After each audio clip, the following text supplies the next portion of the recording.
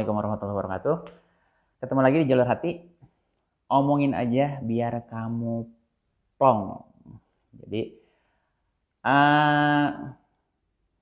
episode-episode mendatang kita akan bahas satu-satu pertanyaan kamu biar lebih spesifik, biar lebih kena juga gitu ya. Kalau dalam satu sesi atau satu episode kita menjawab beberapa pertanyaan kayaknya juga kurang begitu akurat atau dalam. Jadi kita coba sharing di Jalur Hati ini. Jadi buat teman-teman yang baru gabung atau baru lihat di Jalur Hati ini merupakan konten bagaimana kita sharing dan berbagi. Kemudian saya di sini bicara atas dasar mungkin pengalaman gitu kan. Kemudian juga dari referensi-referensi lain. Jadi sifatnya kita sharing saja buat teman-teman. Siapa tahu apa yang dibahas di sini bisa menjadi solusi lah, setidaknya memberi gambaran buat teman-teman keluar dari masalah yang dihadapinya. Oke, kali ini kemarin saya coba baca-baca di link yang sudah di share di deskripsi tentang curhatan teman-teman sobat-sobat THP. Salah satu yang memang menarik yang sekarang lagi tentang baperan gitu. Ada pertanyaan yang gini, gimana sih caranya biar nggak baperan, jadi gampang kesinggung. Mungkinnya konteksnya mungkin kita lebih luas, tidak hanya bicara tentang pacaran saja, tapi mungkin juga pertemanan, persahabatan, atau yang baru kenal nih, yang kemarin kan kuliah sekarang atau sekolah misalnya tahun ajaran 2019-2020 itu hampir 100% online atau daring, sehingga teman-teman kurang begitu mengenal atau dekat. Kemudian ada kesempatan gabung, kemudian ada yang teman biasa bercanda, tiba-tiba ngomong nyeletuk mungkin, dan itu ternyata nyinggung gitu ya. Nah, kita perlu garis bawahi bahwa dalam proses kehidupan tiap orang itu berbeda-beda karakter. Itu bisa ditentukan dari beberapa referensi yang saya baca, dari genetis, keluarga, lingkungan, dan yang terutama memang yang paling besar perannya dalam pembentukan karakter itu adalah dari lingkungan. Bagaimana keluarga bisa membentuk lingkungannya yang sehat kemudian. Tapi juga tiap orang tidak bisa kita membuat sebuah standar harus seperti ini. Nah, banyak di antara kita terkadang yang suka bercanda nih gitu kan, suka kebawa kemana-mana keterusan. Jadi kita nggak ngelihat dengan siapa ngobrol, kita juga nggak bisa kadang nggak bisa nyaring obrolan yang mungkin dengan teman akrab kita dibawa ke teman-teman yang komunitas baru, sehingga komunitas baru akan cenderung mungkin bertanya-tanya siapa lo gitu kan, terus apa sih tujuannya gitu, meskipun sebenarnya kita tujuannya adalah bercanda. Gimana kita menyikapinya biar nggak baperan sebetulnya? Satu hal yang harus menjadi pegangan bahwa kita itu hidup bersosial, kita itu hidup berkomunitas, kita hidup tidak sendiri.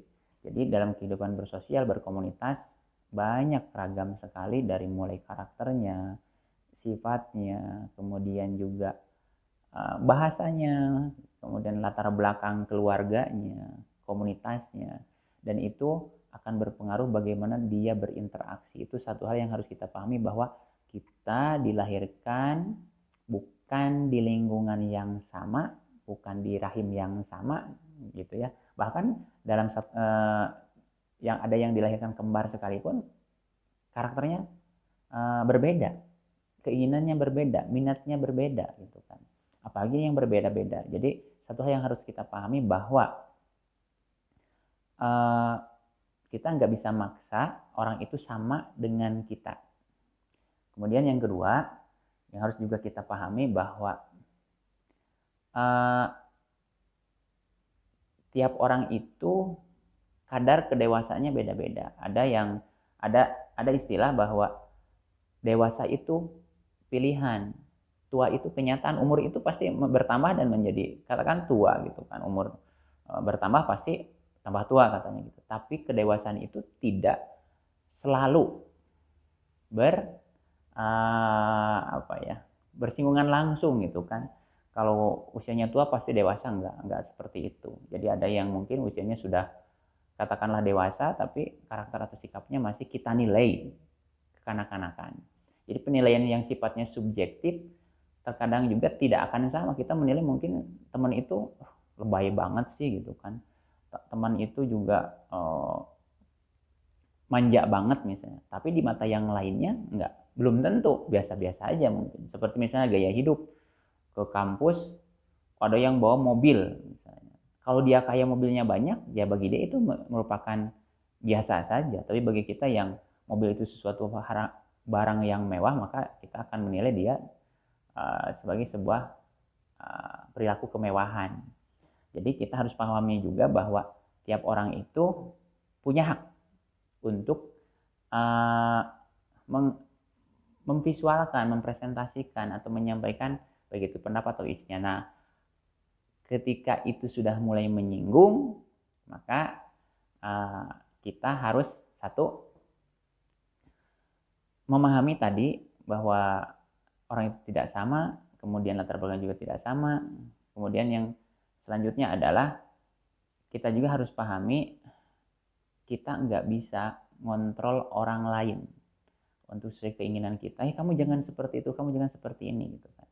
Kita fokus pada diri hal. Jadi sempat di konten-konten sebelumnya saya sudah sempat sampaikan bahwa kita fokus pada apa yang kita bisa kendalikan. Apa? Ya diri kita sendiri.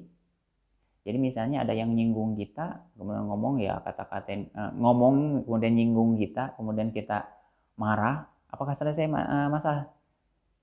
Saya rasa tidak, kemungkinan akan menjadi lebih luas karena orang yang ngomongnya belum tentu dia merasa menyinggung atau menyerang seseorang.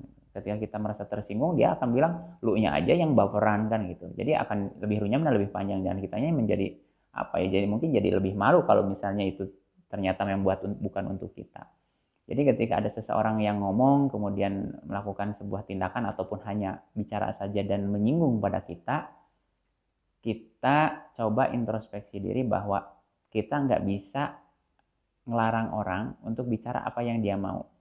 Yang bisa kita lakukan adalah satu, memahami, yang kedua menyampaikan kalau sekiranya itu memang menyerang kita langsung.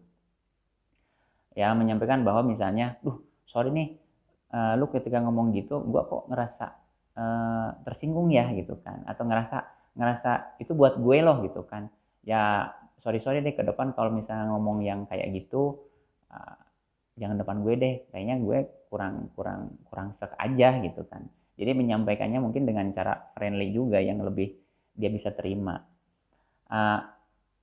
Dan yang kemudian yang kedua adalah kita mengendalikan sikap kita itu tadi. Kita bisa diam sejenak, kemudian berpikir, oke deh, gue nggak bisa ngerubah karakter orang, tapi mengingatkan bisa. Kemudian ketika mau marah, udah sangat di puncak banget misalnya, ada sebuah tips. Jadi sering kita kalau nonton di film-film gitu ya, kalau mau ada peristiwa apa, kejadian apa, atau kemudian kita dengar informasi apa, banyak di antara kita langsung reaktif mengambil tindakan.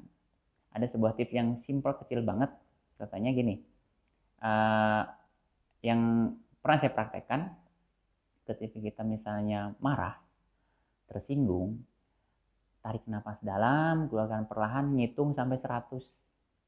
Berhitung sampai 100. Biasanya respon kita akan jauh berbeda ketika respon pertama kali kita menerima informasi atau kita merasa tersinggung misalnya. Ya kalau ini kan sekitar mungkin 5 menit, kita diem dulu, narik nafas bener nih. Jadi kita memikirkan respon yang akan kita sampaikan ketika kita merasa tersinggung. Nah, tips-tips yang atau langkah-langkah berikutnya agar nggak baper misalnya, kita juga harus meluaskan wawasan. Orang kita itu sekarang tersekat oleh apa coba? Oleh pengetahuan, oleh interaksi sosial. Ketika kita makin banyak ilmu, makin banyak pengetahuan, makin banyak pengalaman, makin banyak interaksi sosial, biasanya kita akan cenderung jadi lebih bijak dalam menyikapi sebuah situasi, menyikapi sebuah informasi. Ketika kita misalnya tersinggung, oke deh kita cari kegiatan lain, informasi lain, ketika abaikan.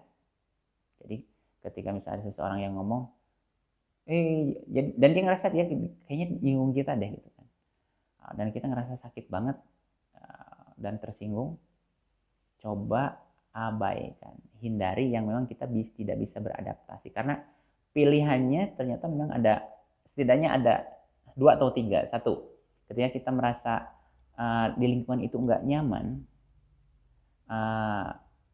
satu, kita menyampaikan aspirasi kita pada seseorang yang membuat kita nggak nyaman. Misalnya, kayaknya gue nggak bisa deh nerima lu bisa nggak ngerubah ini biar nggak ini gitu kan. Ketika dia bisa merubah, maka lancar, damai gitu kan. Ketika dia nggak bisa menerima, ya gua lo gimana gue gitu kan. Kalau lu mau ini ya hidup, urusan itu hidup lu gitu kan. Nah, ketika kita nggak bisa ngerubah lingkungan, maka pilihan kedua adalah kita adaptasi dengan lingkungan itu. Kita bisa menerima perlakuannya, lingkungannya, kemudian juga suasananya gitu kan. Itu langkah kedua. Ketika kita tidak bisa merubah, maka kita beradaptasi. Atau yang ketiga, tidak bisa merubah, tidak bisa adaptasi, maka yang ketiga adalah kita keluar atau pindah. Karena itu nggak akan bisa menyelesaikan masalah kalau kita di sana terus. Semua perlakuan kita, semua tindakan kita akan menjadi salah, baik di mata kita atau di mata orang lain. Karena kenapa? Karena kita nggak nyaman. Karena proses dalam sebuah komunitas atau dalam sebuah lingkungan itu, yang harus pertama dilakukan adalah nyaman. Ketika nyaman itu muncul, maka kita mampu beradaptasi. Jadi tipsnya adalah bagaimana jika kamu misalnya merasa baperan, merasa gampang ini, ya kamu bisa tadi kalau berani ngomong pada orang yang mungkin nyinggung kita. Lu nyinggung gue nih gitu ya, bisa nggak jangan ngomong kayak gitu yang bisa menyinggung gitu. Kalau dianya bijak mungkin minta maaf dan ngerubah, nggak ngelakuin itu lagi. Tapi kalau misalnya dianya nggak bisa, ya hidup gue kan nggak ngerasa nyinggung lu aja yang baperan misalnya. Ya kalau kita sanggup bertahan, ya kamu bisa di situ stay. Tapi kalau misalnya kamu nggak bisa bertahan di situ, ya kamu harus pindah, mencari lingkungan yang bisa menerima kamu dan bisa membuat kamu jadi satu, tentunya nyaman, kemudian dia bahagia pasti gitu kan, dan yang paling utama mampu bakat kita, karakter kita tersalurkan, jadi aktualisasi diri kita itu tercapai.